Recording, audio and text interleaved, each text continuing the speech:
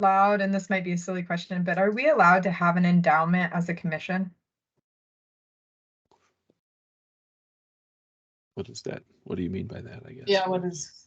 Well, like, you know how if you get so much money, and I might be silly, I might not understand it completely, but like if you have a chunk of money, you would put it in endowment that's building interest off that endowment. So like if you have bigger projects down the road, like our median art would fall into this, like you'd have also only that 20,000, you take some of that interest off of it to put towards, if I'm understanding it, and I might be silly thinking this, but I know like a couple of nonprofits I've worked for have done endowments for big projects down the road where it's like they can then take that money out when they're ready to spend it on the big stuff. And it feels like, should we be putting for the big projects we never know when they're going to come, like the median art, like should we have some sort of where other people in the community can contribute to it plus what we're bringing in? Does that make sense? Or maybe I'm thinking.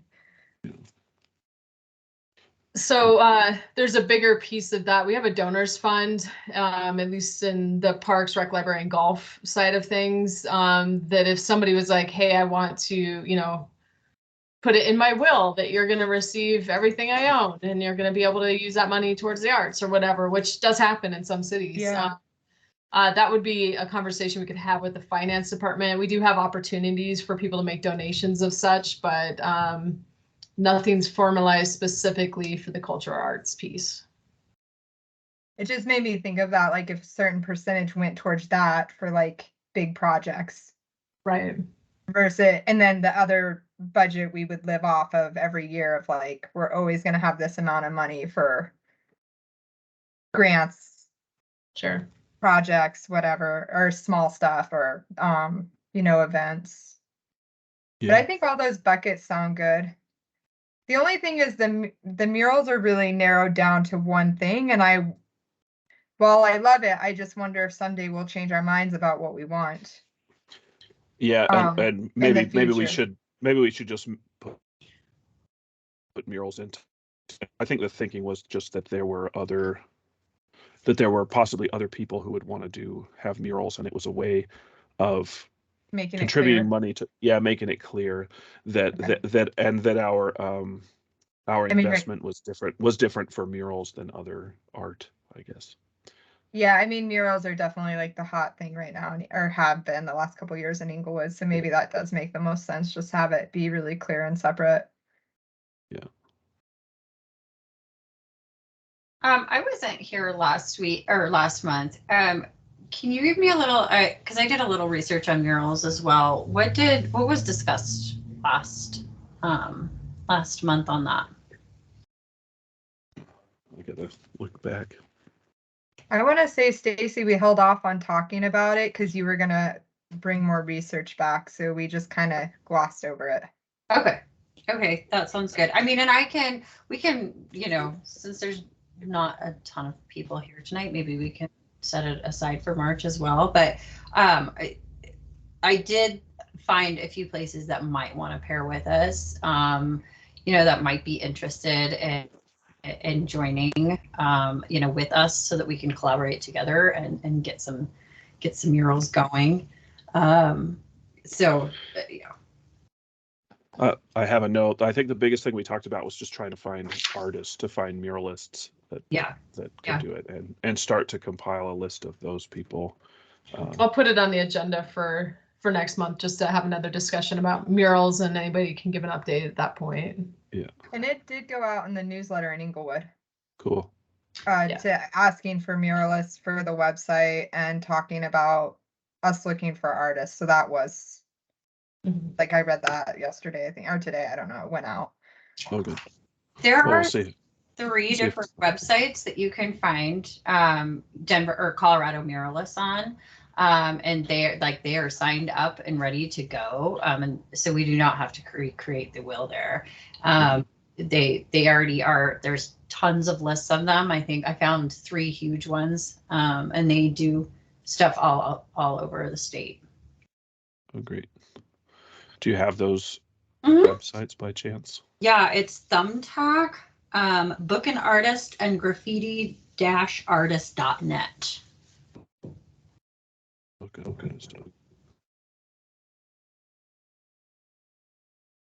just because I want to look at them.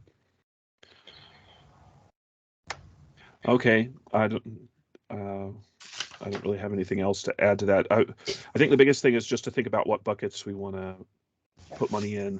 Think of, you know, the question is like, how do we want to spend the budget that we already have, and or not? In what ways do we want to spend the budget that we already have, and how do we plan going ahead with you know, the 11,000 in the future? I think was the kind of what we landed on. Yeah, and thinking through the maintenance of all that stuff, I think that was another reason why we were wanting to emphasize murals, was the maintenance on those things is much less than these other projects. So, anything else? Oh, go ahead. Martin, yeah, one more question. Have we ever had a strategic plan for money, how it was done, No, or that how was much has been put yearly towards art preservation?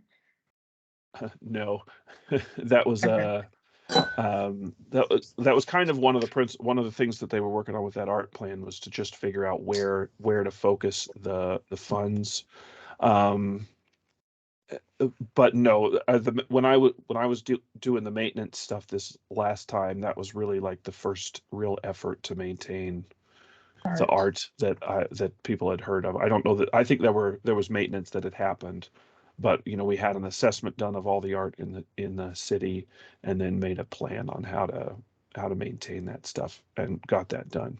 So, I mean, and that prompted a lot of other questions that we have to think about in the future of how do we deaccession art that isn't worth maintaining, and etc. So those discussions are coming in the future as well. Cool. All right. Any other comments on that? Old business. No old business. So on to events. Tony, I got your email. Do you want to go ahead? Awesome, thank you. So I sent an email with the updated event list. I sent one and it was wrong, and I apologize, so I resent one. And I will continue to update you all with any modifications or additions or changes, because I do think that there's at least 2 events that aren't on that list yet. Of course, would love to have CAC involvement in any of them. The markets are a little different this year, but we still have everything else, and would love to have you. Block party, the tree lighting, and basically you guys have the list, and anything that you're interested in or have questions on, please just reach out and let me know. But we're doing 3 markets in the summer, like a summer market series, which are June, July, and August. And then there will be market elements at other events. So like we have the spring event and the fall event, and a market is something that will be happening at those events, but the market is not the event. So that is kind of what the difference is on that.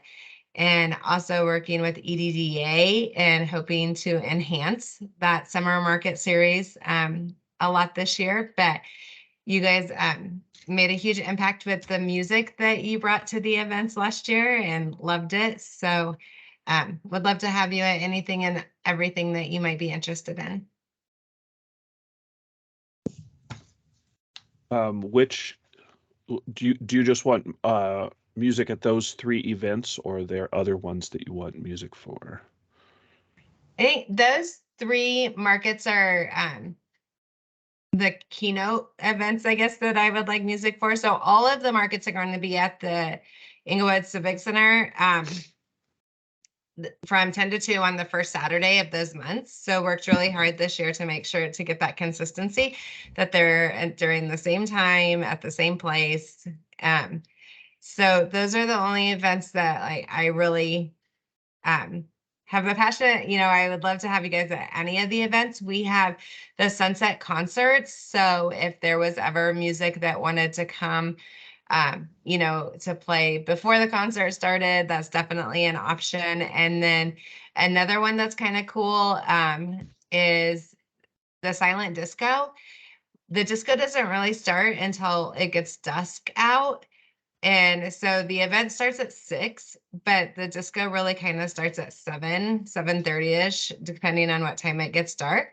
So last year, A Musical Life Denver brought their group and played some music beforehand, which was really popular. So that would be another awesome place to have a local artist or musician or some kind of something going on before the disco starts, because we do have alcohol there and food trucks. So we have stuff going on. So that would be a great addition if that's something that you're all interested in. Would love that.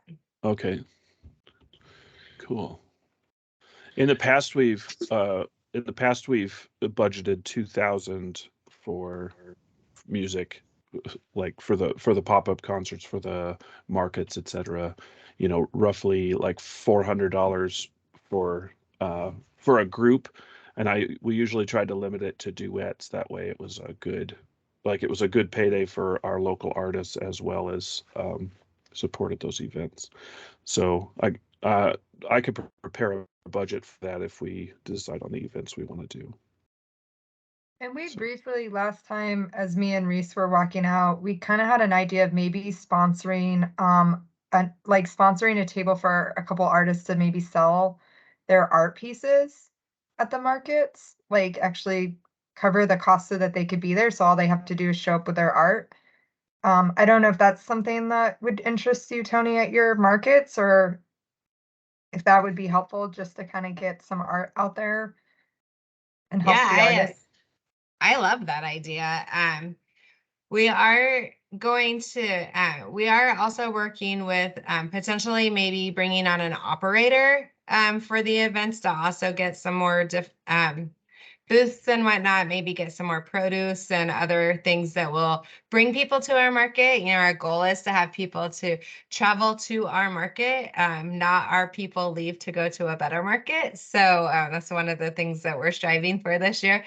But I think that would be amazing, 100% at any of the different things that we have, the booths and stuff at, same with Block Party or Celebrate Inglewood, that's always cool stuff to have.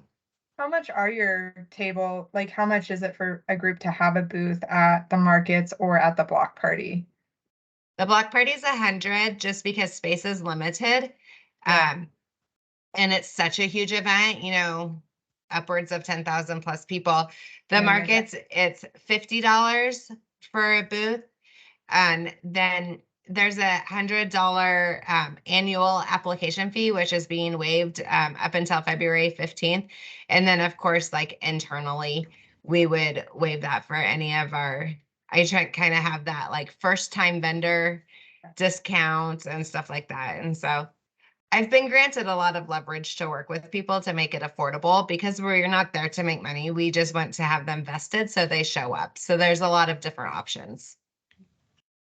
So maybe not this meeting, not to vote on it, but it would be kind of interesting to toy with the idea if there's a way to have artists apply if they want to sell at the markets.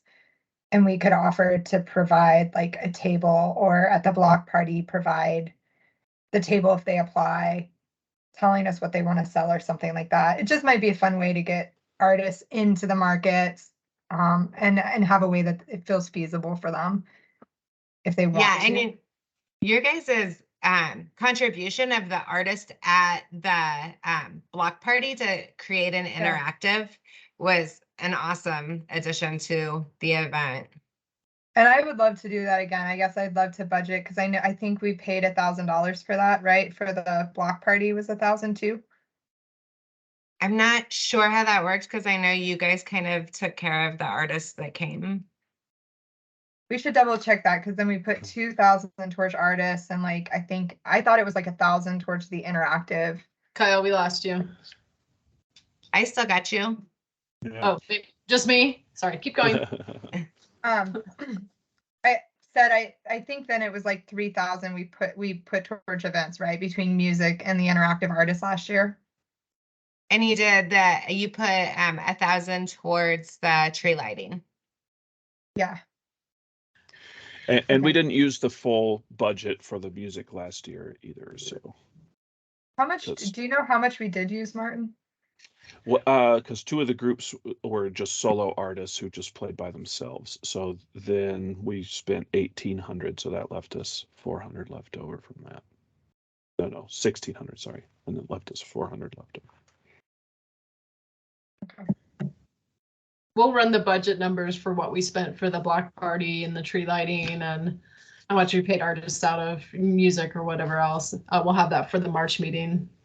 That'd be great, just to kind of help as we think about those buckets, like, because I do think the music has been really important. And I think at the block party, having the artists there was so cool and so interactive and so family friendly. It was just nice and something different. So I do think it would be fun to continue those things or think about what percentage we're putting towards those type of efforts as we move forward.